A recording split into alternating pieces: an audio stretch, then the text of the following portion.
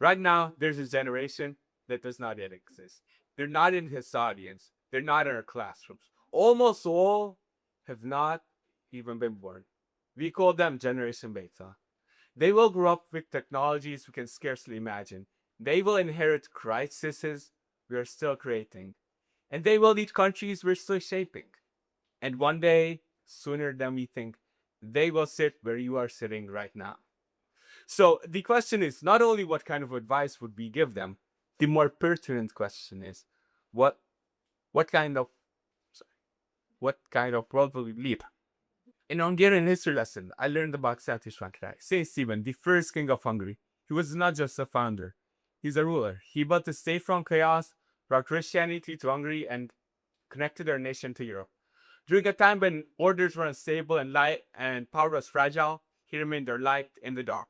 But near the end of his life, he did not focus on battles or conquests. Instead, he wrote a personal text to his son, Prince Emmerich. The dominations of Saint Stephen to Prince Emmerich. And this is not a political speech. It was not propaganda. It was a father speaking to a future leader. When I read this, it made me think if my first king gave advice to the next generation of leaders, what would today's leaders give advice to the leaders of tomorrow? During the past year, I took a challenge of my own. I contacted presidents, prime ministers, and royals through emails, traditional letters, and through embassies, asking them one simple question. Based on your journey and experiences, what advice would you give to the youth who want to make the world a better place? Out of all the countries, about 20% responded, far beyond my expectations. From Curacao to Poland and from the UK to Costa Rica.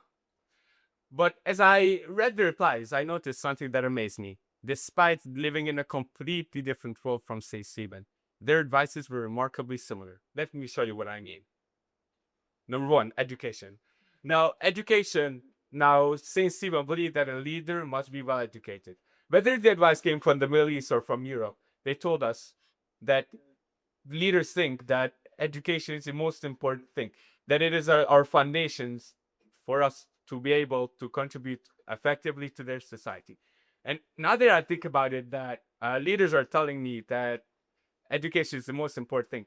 That is exactly what teachers say right before assigning us even more homework. Number two, respect and unity. Whether from Hungary or to Slovenia, these leaders believe that leadership needs integrity, responsibility, and also the advice I received from Hungary comes directly out of the dominations of St. Stephen.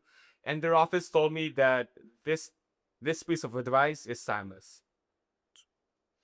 Character. Whether from Dominica, from Switzerland, or from Scotland, they show that leadership and that you start with leadership, you matter more than what you achieve. That you should have integrity, honesty, and be able to stand up for what you believe in. Four, purpose and service.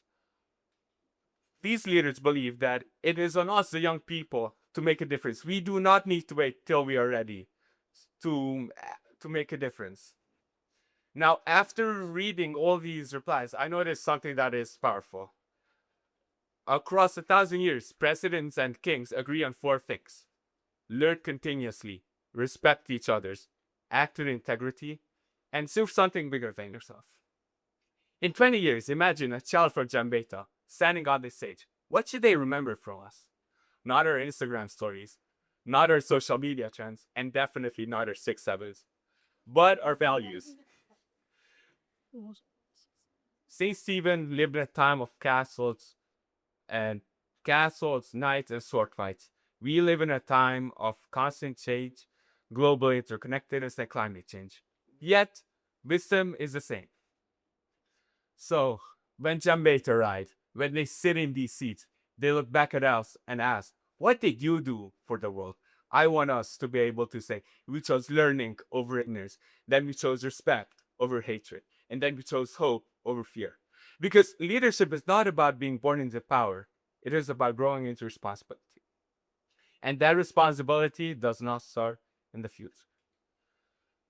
The leaders of tomorrow are watching what we do right now. Let's not just leave them a world. Let's leave them a world worth waiting for fleeting. kilo